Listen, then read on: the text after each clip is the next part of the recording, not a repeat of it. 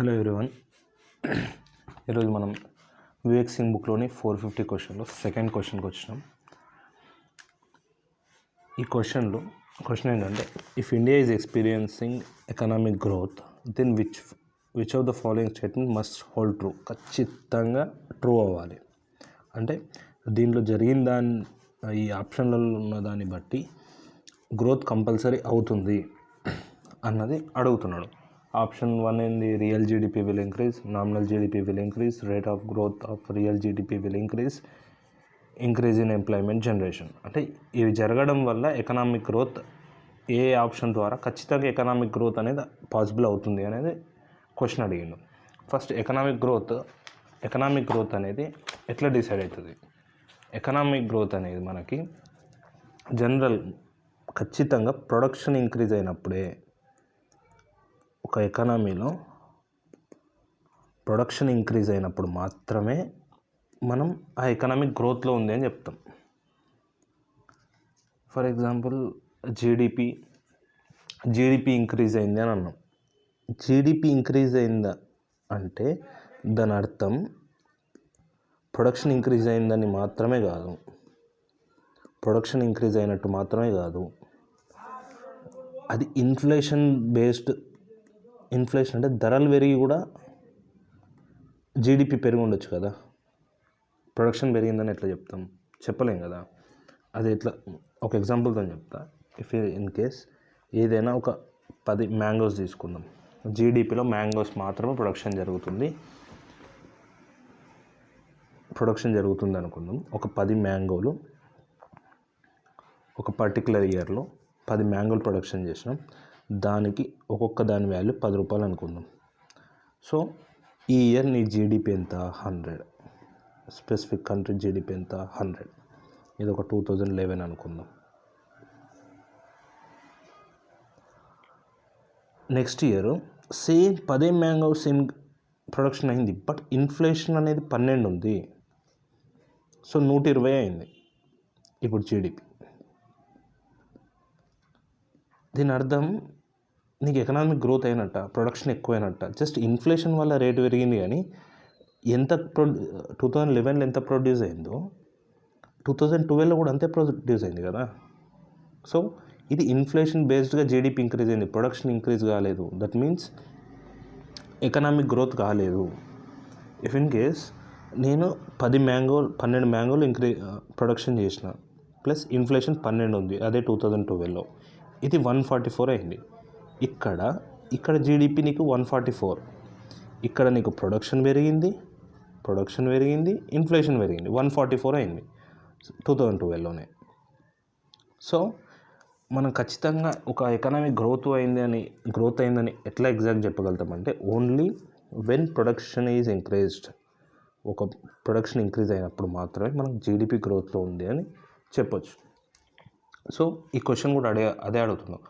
Experience growth కావాలంటే ఖచ్చితంగా ఏది కావాలి? ఏ ఆప్షన్ అంటే రియల్ జీడిపి ఇంక్రీజ్ కావాలా, నామినల్ జీడిపి ఇంక్రీజ్ కావాలా, rate of growth of real GDP increase కావాలా, ఇంక్రీజ్ ఇన్ ఎంప్లాయ్మెంట్ జనరేషన్ కావాలా అని అడుగుతున్నాడు. సో నాకు అర్థమైనా కూడా ప్రొడక్షన్ ఇంక్రీజ్ అయితే మాత్రమే మనకు ఎకనామిక్ గ్రోత్ కనబడుతుంది.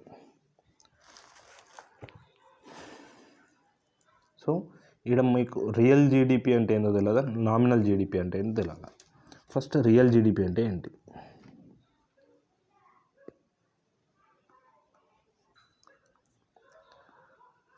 రియల్ జీడిపి అంటే ఏంది? రియల్ జీడిపి అంటే ఒక బేస్ ఇయర్ తీసుకుంటాం. మనం జనరల్గా 11-12 తీసుకుంటాం. 2011-12 తీసుకుంటాము. ఇది ఆ పర్టిక్యులర్ ఇయర్లో ఎంత రేట్ ఉందో దాన్ని బట్టి ఇప్పుడున్న ప్రొడక్షన్కి వాల్యూ అసైన్ చేసి మనం జీడిపి క్యాల్కులేట్ చేస్తాం. ఫర్ ఎగ్జాంపుల్ 2011లో మ్యాంగో ధర 10 ఉందనుకుందాం మ్యాంగోస్వి. ఇప్పుడు 50 కూడా ఉండొచ్చు ప్రైస్. అప్పుడు 10 ప్రొడ్యూస్ చేసినారు, ఇక్కడ ఒక 15 ప్రొడ్యూస్ చేసి ఉండొచ్చు. ఇది ఈ ఇయర్లో, ఇది 2025లో, ఇది 2011లో 11-12లో. సో 2011-12లో జీడిపి ఎంత మనకి 100. 2012లో ఇప్పుడున్న రేటుని బట్టి క్యాలిక్యులేట్ చేసినాం కాబట్టి 750 జీడిపి. ఇఫ్ ఇన్ కేస్ ఇది నామినల్ జీడిపి అవుతుంది, ఇప్పుడున్న ప్రైజెస్తో క్యాలిక్యులేట్ చేసినాం కాబట్టి. కానీ మనకు ఎకనామిక్ గ్రోత్ కనబడాలి అంటే ఒక బేస్ ఇయర్ తీసుకొని దాన్ని బట్టి క్యాలిక్యులేట్ చేస్తే ఎంత ప్రొడక్షన్ వచ్చిందనేది తెలుసుకుంటాం అన్నట్టు. మనం ఏం చేసినాం, 2025లో 15 మ్యాంగోస్ మాత్రమే ప్రొడ్యూస్ చేసినాం అన్నాం. బేస్ ఇయర్ 2011-12 తీసుకున్నాం, 10 రూపాయలే ఉందనుకుందాం. సో ఈ 10 రూపాయలతోని 15 మ్యాంగోలు ప్రొడ్యూస్ చేసినాం కాబట్టి 2025లో జీడిపి ఎంత, 150. దీన్ని రియల్ జీడిపి అంటాం. ఇది మాత్రమే మనకు పర్ఫెక్ట్ అవుట్పుట్ అనేది కనబడుతుంది. ఎందుకంటే దీంట్లో నీకు ప్రైస్ పెరగడం వల్ల జీడిపి పెరిగింది, ఇక్కడ ప్రైస్ కాన్స్టెంట్ ఉంది, ఇక్కడ మనకి ప్రొడక్షన్ అనేది ఎక్కువైంది మ్యాంగోస్ది. సో దీన్ని రియల్ జీడిపి అంటాం. వడ్డీ ఎట్లా గుర్తుపెట్టుకోండి, నామినల్ జీడిపి అంటే ఇప్పుడున్న ఇన్ఫ్లేషన్ బేస్ చేసుకొని మనం ఉన్న ప్రోడక్ట్స్కి వాల్యూ అసైన్ చేసి జీడిపి కనుక్కుంటాం, దాన్ని నామినల్ జీడిపి అంటాం.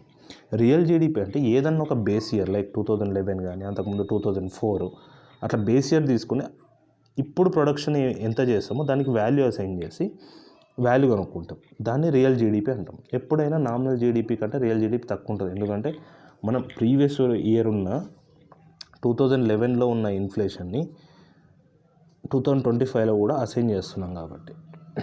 సో దీని ద్వారా మాత్రమే ప్రొడక్షన్ ఎంత అయింది అనేది మనకు ఫైనల్గా వస్తుంది అన్నట్టు. హోప్ 2 అర్థమైంది అనుకుంటా. Now options కొద్దాం.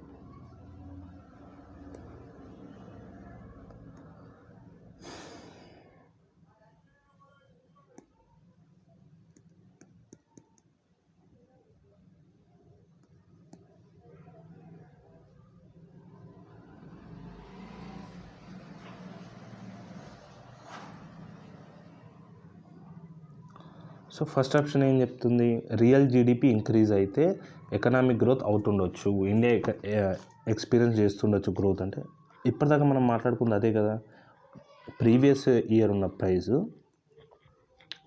ప్రీవియస్ ఒక బేస్ ఇయర్ ఉన్న ప్రైస్తోని ఇప్పుడున్న ప్రోడక్ట్కి వాల్యూ అసైన్ చేసినాం కాబట్టి దాని అర్థం ఎంత ప్రొడక్షన్ అవుతుంది అనేది ఈ రియల్ జీడిపి మాత్రమే చెప్పగలుగుతుంది మనకి.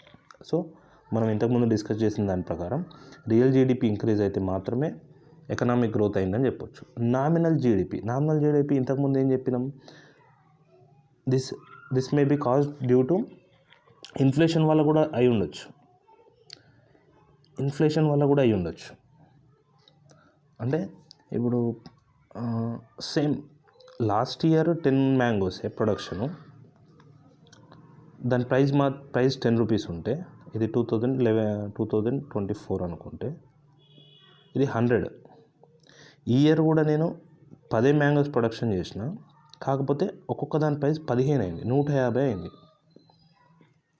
సో జీడిపి పెరుగుతుంది, కళ్ళ ముంగడ కనబడుతుంది. కాకపోతే ఈ జీడిపి ఎట్లా పెరిగింది, ఇన్ఫ్లేషన్ వల్ల పెరిగింది, ప్రొడక్షన్ పెరగలే. సో ఇట్లా ఇప్పుడు ఇన్ఫ్లేషన్ బేస్ చేసుకుంటే దాన్ని నామినల్ జీడిపి అంటాం. సో నామినల్ జీడిపి అనేది ఎకనామిక్ గ్రోత్ని అస్సలు రిఫ్లెక్ట్ చేయదు. So option 2 is wrong. Rate of growth of real GDP will increase. Rate of growth of real GDP increase అంటే రియల్ జీడిపిలో రేట్ ఆఫ్ గ్రోత్ ఇంక్రీజ్ అవుతుంది అని అనుకున్నాం.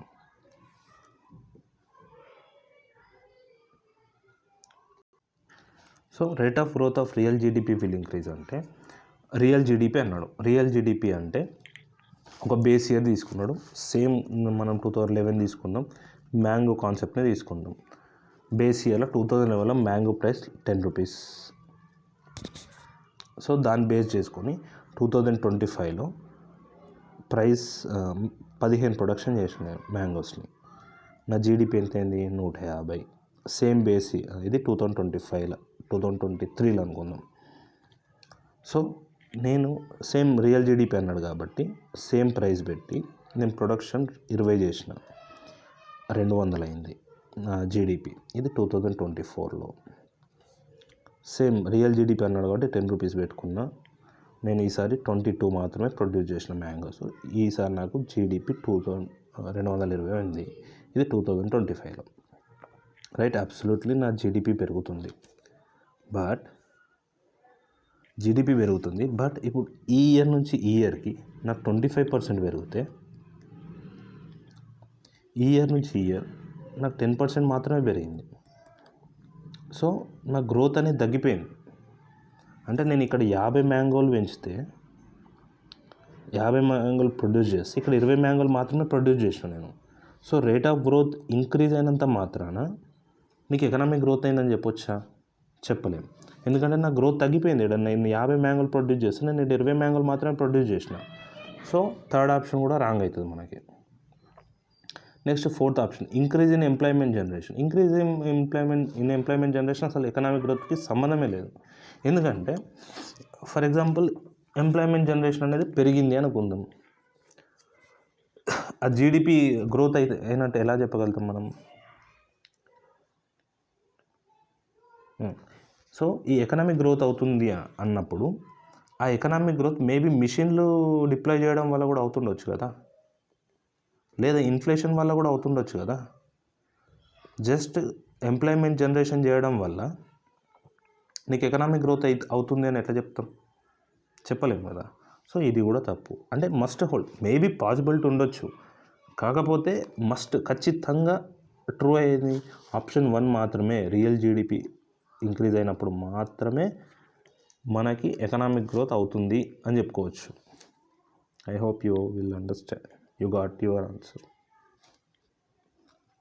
Thank you.